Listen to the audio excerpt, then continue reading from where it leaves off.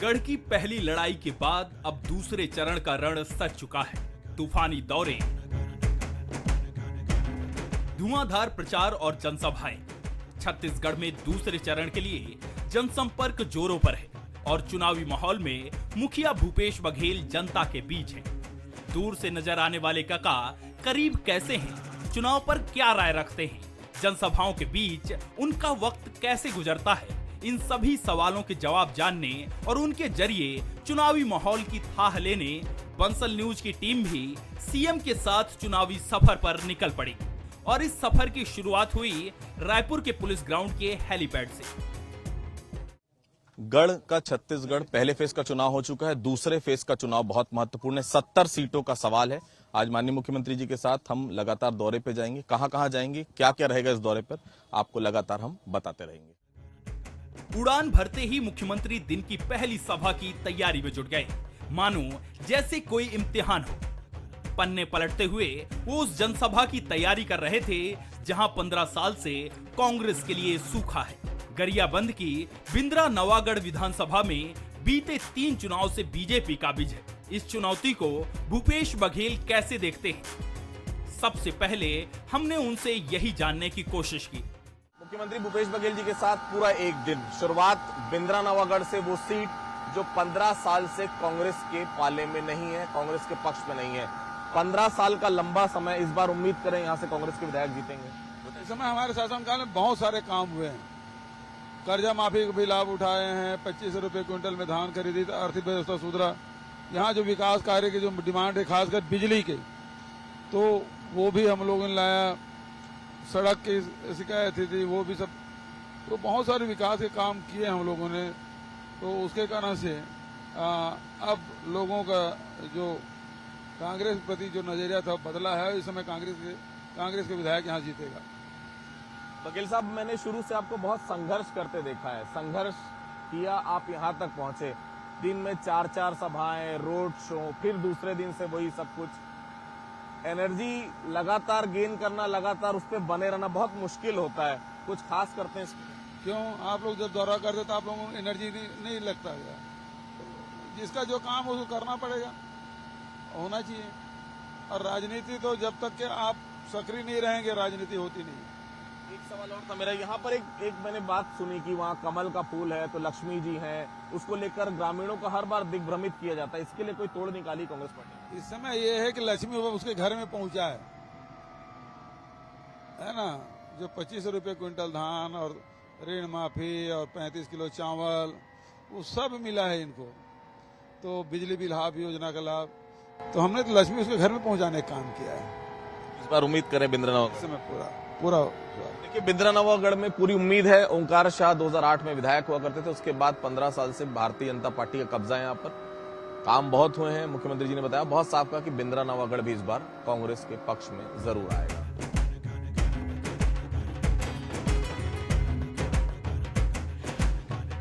बिंद्रा नवागढ़ का जन सैलाब बता रहा था कि जनता कितनी बेसब्री से अपने मुखिया का इंतजार कर रही है। हेलीकॉप्टर का शोर धीमा होते ही नारों की गूंज सुनाई दी।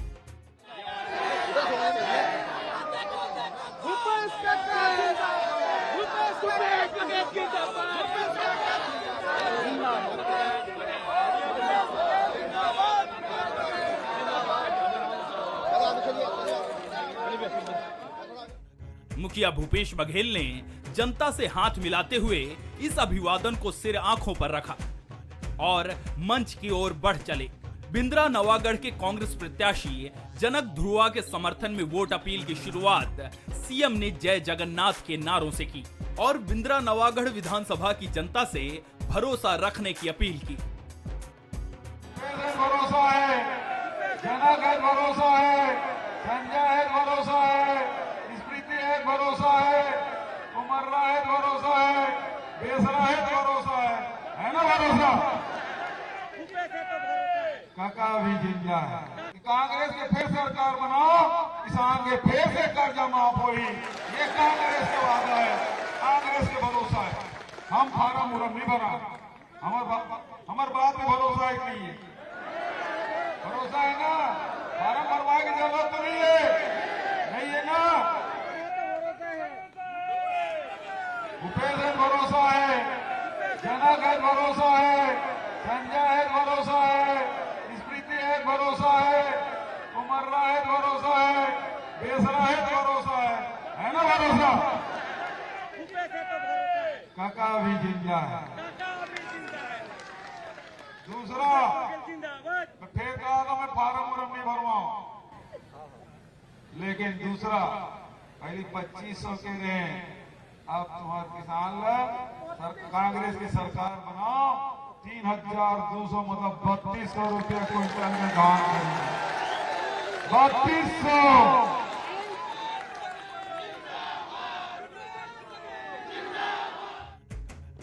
सभा के तुरंत बाद जब भूपेश बघेल अगली सभा के लिए हेलीकॉप्टर की ओर बढ़े तो उनसे हमने ये जाना कि ये दिन भर की थकान जनता के उत्साह और ऊर्जा से कैसे छूमंतर हो जाती है। बिद्रा नवागढ़ में मुख्यमंत्री जी उत्साह नजर आ रहा है पब्लिक का, जबरदस्त उत्साह दिखाई दे रहा है। 15 साल से भारतीय जनता पार्टी के यहाँ विधायक रहे हैं और विकास से छूता रहा है ये पूरा क्षेत्र, लेकिन जैसे हम लोग आए, बिजली, पानी, सड़क, पुल पुलिया सारे बनाए, स्वामी आत्मानंद अंग्रेजी स्कूल खुले, तो सारे विकास के काम जो यहाँ के लोग चाहते थे वो इस कार्यकाल में हुआ है। और जो किसानों की कर्ज माफी है और जो धान खरीदी 3200 हम करेंगे, इस पे जबरदस्त आकर्षण यहाँ के लोगों में। जब कहती है सीएम साहब भूपेश है तो भरोसा है, तो थकान मिट जाती है। बिल्कुल, लोगों को प्यार मिलता है तो कितना भी थकान हो दूर हो जाता है। देखिए, हम बिंद्रा नवागढ़ में अभी हैं, इसके बाद सीधा राजिम, उसके बाद हम आगे सिहावा, पाटन, सभी जगह का मुख्यमंत्री जी के साथ दौरा करेंगे। फिलहाल बिंद्रा नवागढ़ में 15 साल से कांग्रेस का विधायक नहीं, इस बार पूरी उम्मीद है मुख्यमंत्री को कि इस बार यहां से कांग्रेस का विधायक जरूर। बिंद्रा नवागढ़ के बाद अगला पड़ाव है राजिम विधानसभा।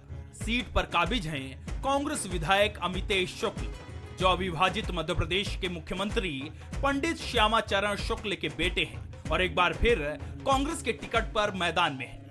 मुख्यमंत्री फिर एक बार उसी उत्साह और जोश के साथ जनसभा को संबोधित करते हैं।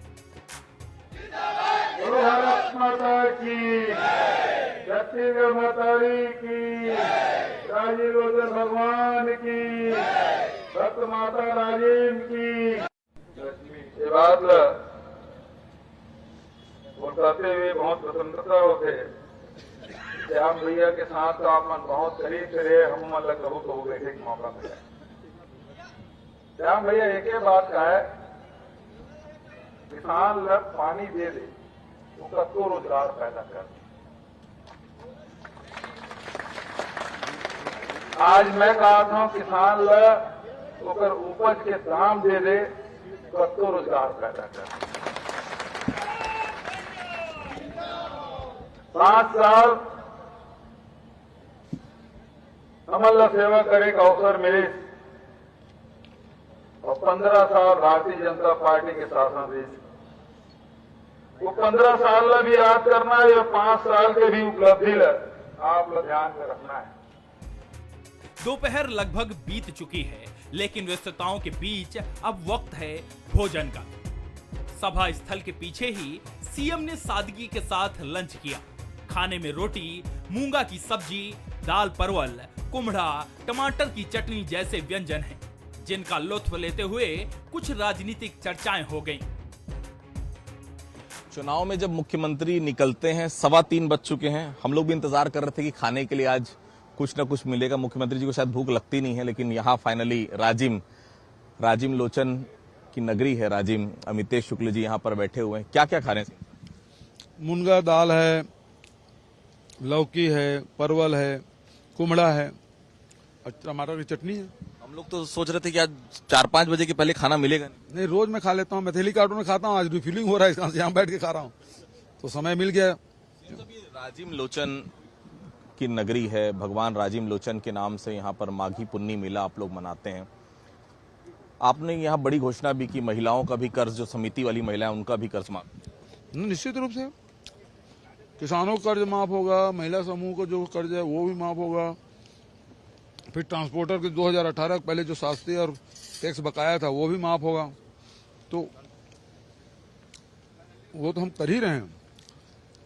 साथ ही रोजगार के नए अवसर कैसे उनके आय बढ़े वो हम लोग करेंगे। जैसे रीपा है, गौठान है, लघु उपज संग्रह के उसको वैल्यू एडिशन करके डेनेक्स है, इसके माध्यम से काफ़ी लोगों को रोजगार मिला है, उसको और बढ़ाएंगे हम लोग, तो महिलाएं सक्षम हो, ताकतवर बने, ये हमारी कोशिश हो। भगवान राजिम की नगरी में मैं इस वक्त हूँ। अयोध्या में इस बार जोर शोर से तैयारी की जा रही है भगवान रामलला की। दिवाली में खूब पूजन हो रहा है और टारगेट है विधानसभा चुनाव तो है ही, साथ ही साथ 2024 का लोकसभा चुनाव। हर चीज को राजनीति से नहीं तोड़ना चाहिए। हम सबके आस्था के केंद्र है राम, उसको आप उसके माध्यम से नोट कमाने की बात सोचेंगे, वोट पाने की सोचेंगे, तो गलत है। अपनी योजनाओं और कार्यक्रम के माध्यम से वोट पाइए। एक आखिरी सवाल, बृजमोहन जी ने प्रेस कॉन्फ्रेंस ली है और कहा है कि मैं मुख्यमंत्री जी के उस बयान से आहत हूं, मुझे बहुत दुख पहुंचा, मैं मानहानि का दावा भी करूंगा और अब कोई हमारे कार्यकर्ता को परेशान करेगा तो हम घर से निकाल कर मारेंगे। अब लो भला धमकी दे रहे हैं, धक्का उन्होंने दिया और धमकी भी वो दे रहे हैं। तो मैं तो भैया, जो मोदी जी बृजमोहन के आतंक से टेबल में चुप के बैठे थे, तो उसके सामने कौन गुंडागर्दी करेगा, कौन दादागिरी करे, कोई नहीं कर सकता। यही बात तो बोला हूं, कई बात गलत हो तो बता दे। एक आखिरी सवाल, पंडित श्यामाचरण शुक्ल ने इस पूरे शहर को, खासकर राजीवनीपुर छत्तीसगढ़ की मैं बात कर रहा हूँ, सिंचाई परियोजनाओं से ऐसा जोड़ा कि आज भी श्यामा भैया को लोग यहाँ पर याद करते हैं। क्या यहाँ के लिए कोई और नई योजना लेकर आएंगे सीएम?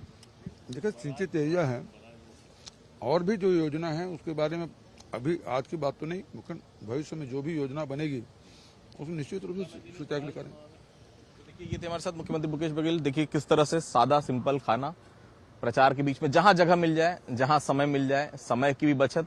अब रिफ्यूल होना है तो निश्चित तौर पर 15-20 मिनट का समय तो खाना यहीं खा लिए। ऐसे ही देखिए दिन भर गुजरता है, 5-5, 6-6 सभाएं, रोड शो, तमाम बिजी शेड्यूल, कार्यकर्ताओं से मुलाकात, नेताओं से मुलाकात, प्रत्याशियों के पक्ष में प्रचार लगातार जारी है। कैमरा पर्सन राम मंदिर और बृजमोहन अग्रवाल पर हुए हमले पर सीएम ने बेबाकी से अपने विचार रखे, जिसके बाद हम बढ़ चले अगले पड़ाव की ओर।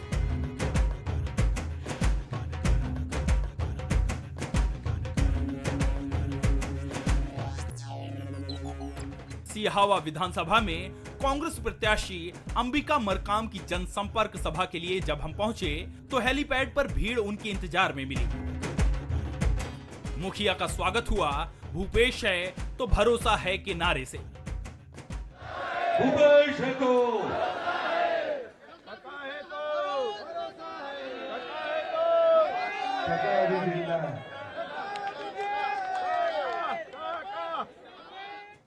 आदिवासी सीट सिहावा के प्रत्याशी के समर्थन में मंच पर आदिवासी नेता मोहन मरकाम और कवासी लखमा भी मौजूद रहे।